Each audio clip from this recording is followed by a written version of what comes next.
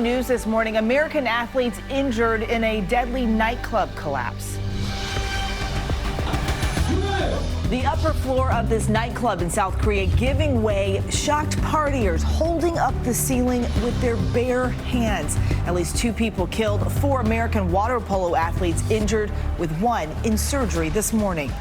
Border victory. The Supreme Court green-lighting President Trump's plan to use billions of dollars in defense funds to build his border wall as Democrats remain split on his impeachment. We will proceed when we have what we need. With the president hitting back. These people are clowns.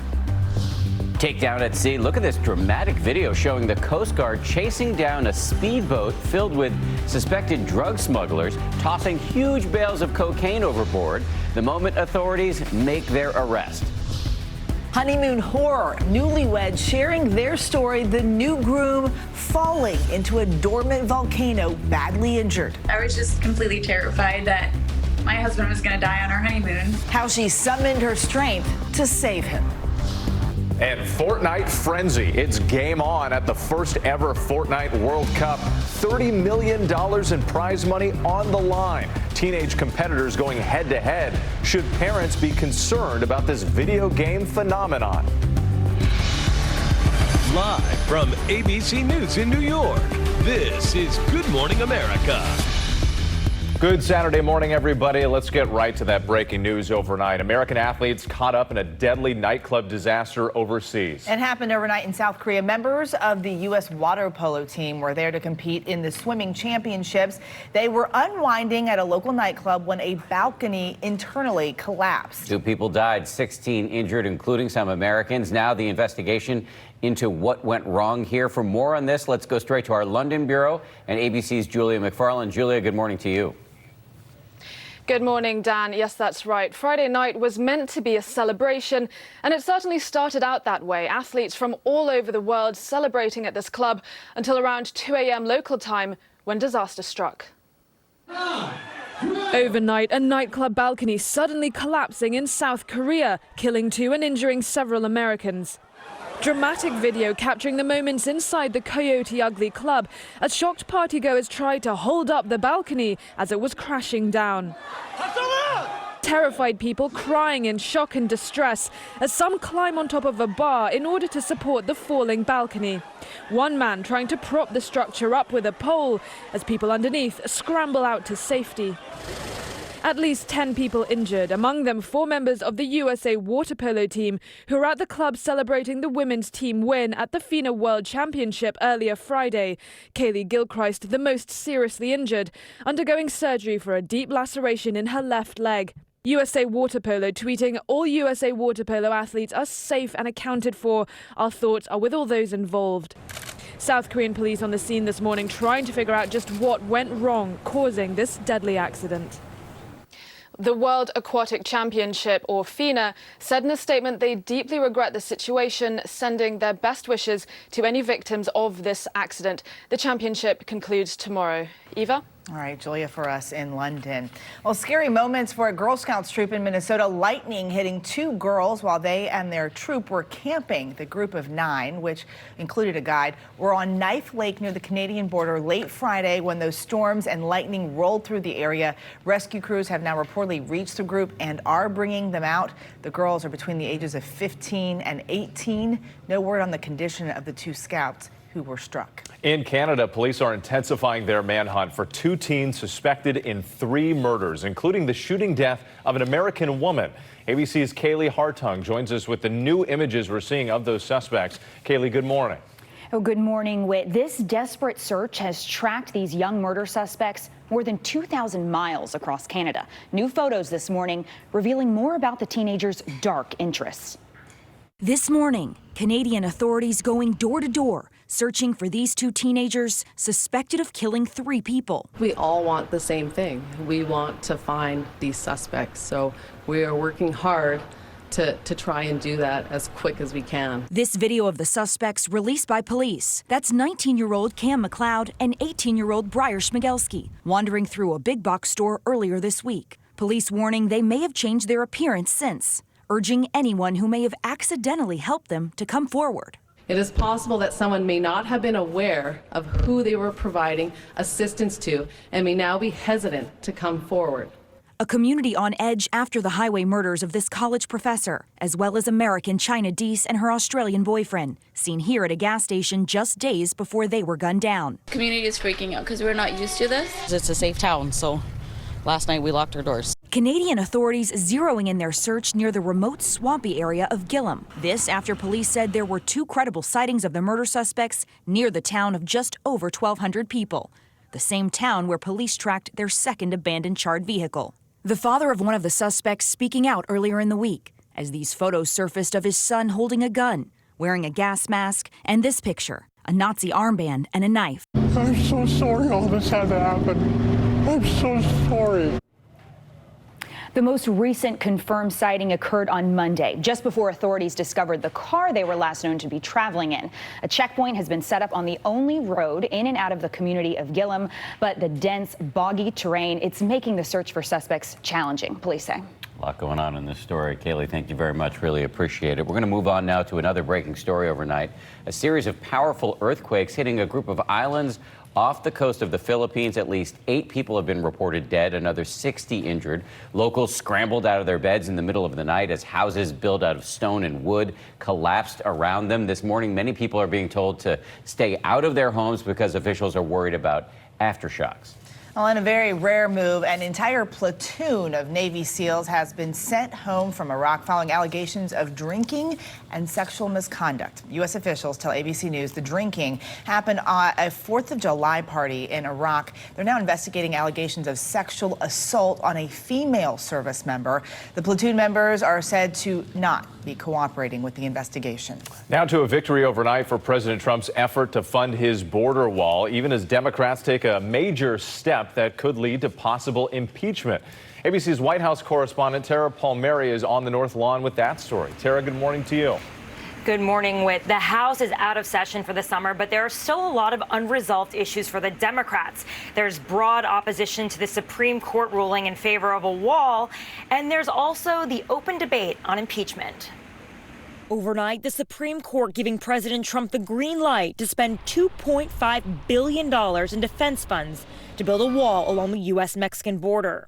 The court's conservative majority siding with the White House in a narrow 5-4 ruling, lifting an injunction by a lower court that halted construction. In February, the president declared a national emergency to reallocate the Pentagon's budget to try to stop the flow of migrants through the southern border. The president calling the Supreme Court's decision a victory, tweeting, "Big win for border security and the rule of law."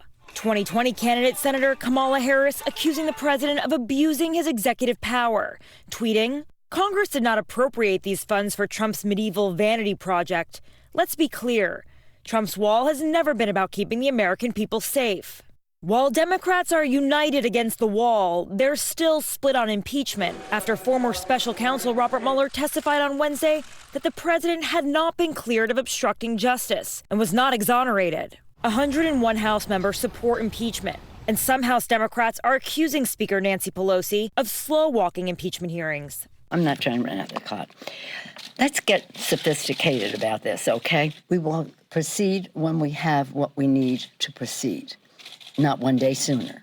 House Judiciary Chairman Jerry Nadler said their hearings are a part of the impeachment process. We are investigating all of this, and we are going to see what remedies we could recommend, including the possibility of article of impeachment. The president blasting Democrats, calling it a fishing expedition. They're doing everything they can with the impeachment nonsense. These people are clowns.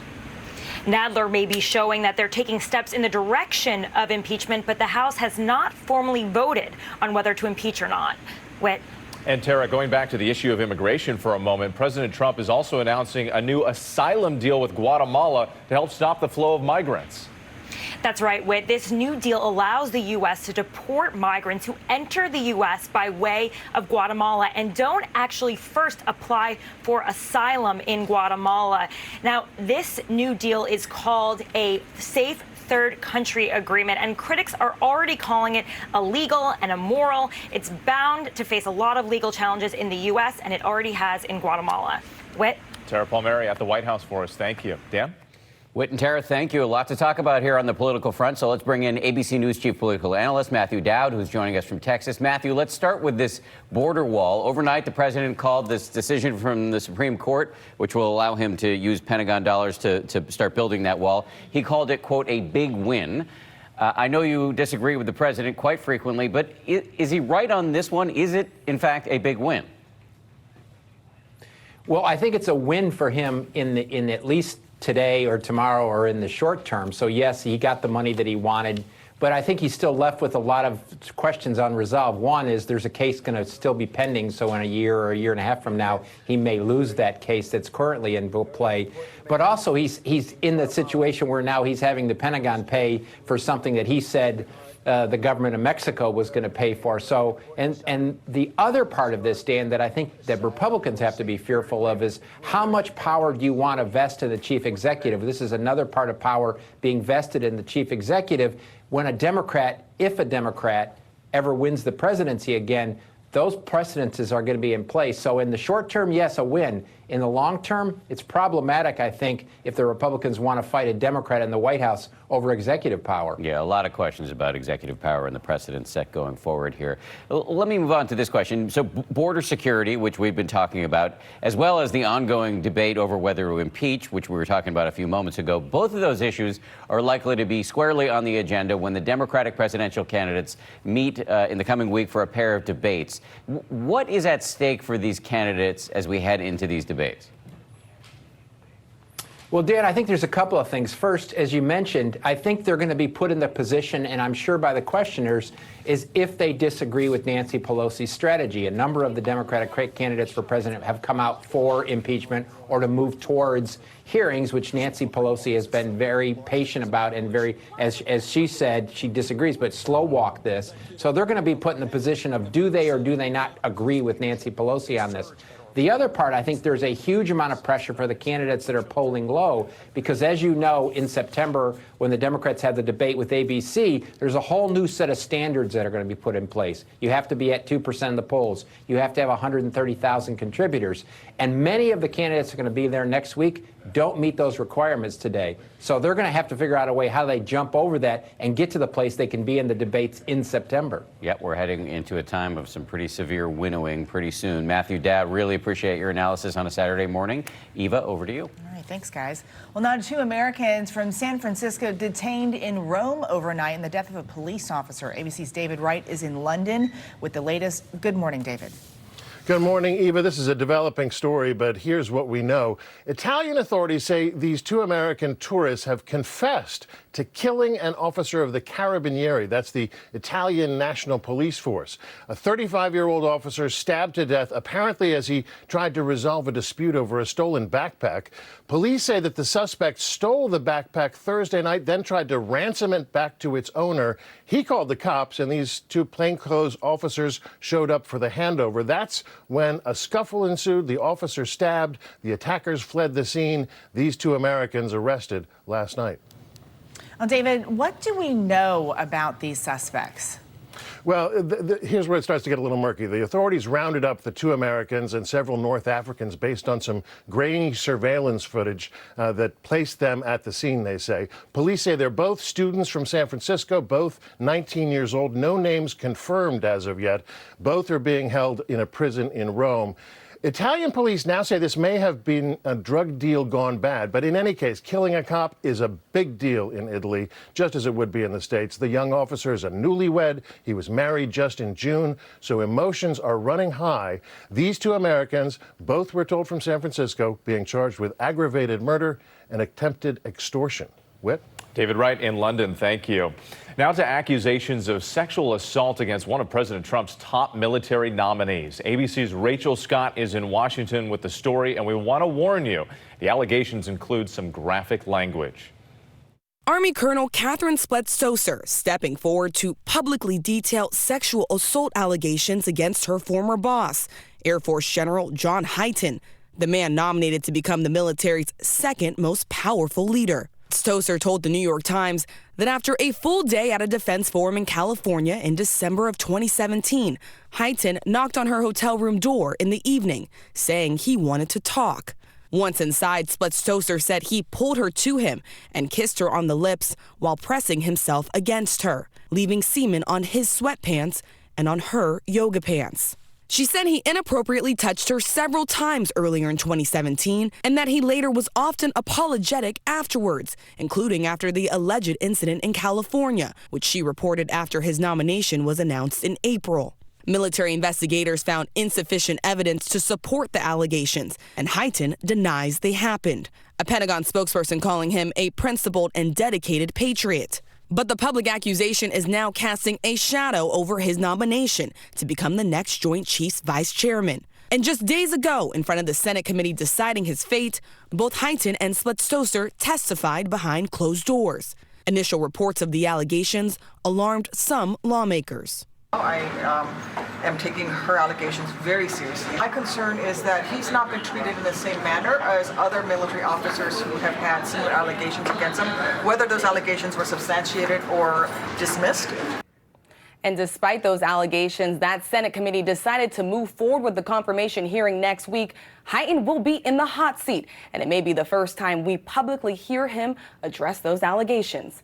Dan? High stakes hearing indeed. Thank you, Rachel. Coming up, moving on to another story this morning. 9 campus police officers have been fired from Hampton University after an investigation found racist and misogynistic posts online. Hampton University, which is one of the country's oldest historically black universities, called the posts egregious violations of the university's code of conduct and said the school has zero tolerance for that kind of behavior. All right, let's go check out the forecast now with Rob. And we had the heat wave in the east. Now they're dealing with it in the west. You know, we're trying to just balance things out. We got to keep it fair. I want to spread the love just a little bit. You've been dealing with it in California, especially, and a little fire broke out yesterday just up the 101 in Newborough Park there near Thousand Oaks. 3-acre fire, nice little pool there. Didn't have to tap into that, thankfully. The firefighters got to handle it and put it out relatively quickly. But it's a reminder that we are heading into the peak of fire season as we get towards August and certainly September and October as things continue to dry out. With the heat on, heat advisories up for San Jose yesterday with temperatures getting into the lower 80s and 90s inland areas, and San Francisco as well. Heat advisories today, heat watches right through the weekend. 107 in Fresno measured in the shade, San Joaquin Valley, interior valleys there, 104 in Sacramento. And this big ridge of high pressure will continue to build. So temperatures will be well into the triple digits, 115 or better in Palm Springs, 110 or better in Las Vegas. There's a little cool front that's trying to squeeze some of this monsoonal moisture out of the atmosphere. But I think it's going to be mostly across the northern Rockies and the Pacific Northwest. That's where we have our highest fire danger over the next 2 days. Eastern parts of Washington and Great Falls, Montana, Bozeman as well. Very dry levels of humidity, windy conditions, so might see some lightning strikes. And of course, the low levels of humidity always worrisome for more fire starts. That's a check on what's happening nationally weather-wise. Time now for a look at your local forecast. Hello and good morning, Washington. A hotter day today. Expect high temperatures right around 90 degrees. We'll have mostly sunny skies, low humidity remaining across the region. Pretty good, though, if you're heading to the City Open earlier this morning. Qualifying rounds start at 10 o'clock this morning. Now, the forecast tonight, 62 in the outlying suburbs, 72 closer to downtown and closer to the Chesapeake Bay. Overall, Sunday is looking nice, but it will be on the hot side. High temperatures into the lower 90s by the afternoon hours. Be hot in Phoenix as well as the San Joaquin Valley, which makes me think of Joaquin Phoenix, guy who was named after 2 geographical places. So just made me think of that. News you can use, Rob. Way to button up that forecast. Bring it home strong. There you go. I feel like we're getting a disturbing window into your mind. It's not the only disturbing. Okay. Sadly, we know. I'm going to step in and save Rob's career right now. Rob, love you. Let's talk about the honeymoon hike that went horribly wrong. By the way, there's a happy ending here. But the hike did force a new wife to climb into a volcano to save her husband. And ABC's Maggie Rulli is on the desk with more on this story. Good morning. Morning, Dan. The story's incredible. So the wife, Akemi, she's just 5'2", barely more than 100 pounds. Yet somehow she was able to drag her new husband, who, by the way, is more than 60 pounds heavier than her, down a mountain to save his life. The couple is calling it a miracle. Their Caribbean honeymoon almost ended in tragedy. I was just completely terrified that my husband was going to die on our honeymoon. But this morning, Clay Chastain is alive and recovering thanks to the strength of his new wife, Akemi. The newlyweds were out hiking in St. Kitts when Clay decided to climb down a dormant volcano by himself.